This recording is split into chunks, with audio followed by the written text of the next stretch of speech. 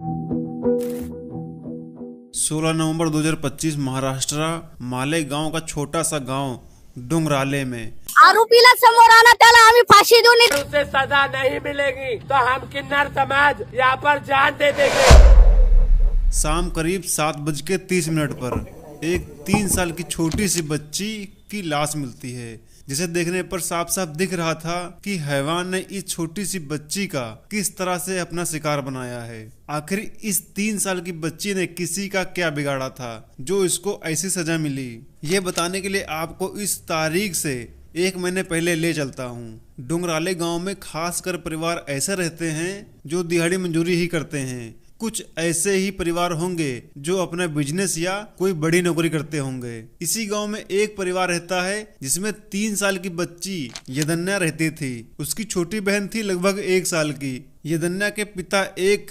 Photographer थे, जिसके चलते उनका काम गांव के बाहर ही रहता था। एक बार क्या हुआ कि यदन्या के पिता और गांव के एक लड़के विजय के बीच थोड़ा झगड़ा हो गया और इसी झगड़े से नाराज विजय ने एक खेल रचा। 24 साल का विजय खैरनार के मन में शैतानी फितूर सवार हो गया। बदले की आग में जल रहे विजय ने बहला फुसलाकर बच्ची को 16 नवंबर 2025 को चॉकलेट खिलाने के बहाने ले गया। झगड़ा हुए लगभग 1 महीने से ज्यादा हो गया था तो किसी ने इतना गौर भी नहीं किया और उस दिन बच्ची यदन्या के पिता भी काम के चलते बाहर गए थे और इसी का फायदा उठाकर विजय ने पलक झपकते बच्ची को अपनी बातों में फंसाकर ले गया। बेचारी छोटी सी बच्ची को क्या पता था कि इस दुनिया में अपनापन दिखाने वालों में कुछ शैतान भी होते हैं जो इंसानियत को शर्मसार कर देते हैं। विजय ने खेल रही बच्ची को शाम के समय चॉकलेट के बहाने घर से दूर ले गया। अच्छा, बच्ची दूसरे बच्चों के साथ खेल रही थी तो किसी ने इतना गौर भी नहीं किया। जब शाम होने लगी तो बच्ची की माँ और उसके घर वालों को बच्ची के घर में ना होने का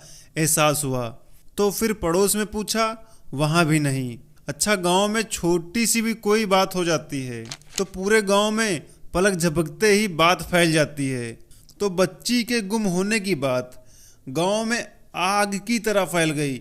आस पड़ोस के सभी लोग बच्ची को खोजने में लग गए। नवंबर के समय में अंधेरा भी जल्दी होने लगता है। गांव में सीसीटीवी तो कहीं लगे नहीं रहते हैं कि उसमें देख सुन के बच्ची को खोजा जाए।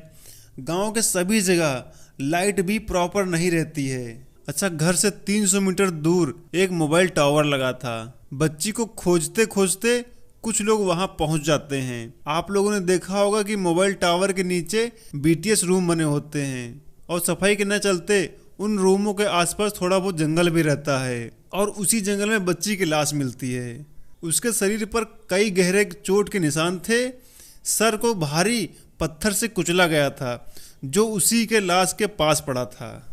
देखने वालों के रोंगटे खड़े होते जा रहे थे। मामला पुलिस तक जाता है।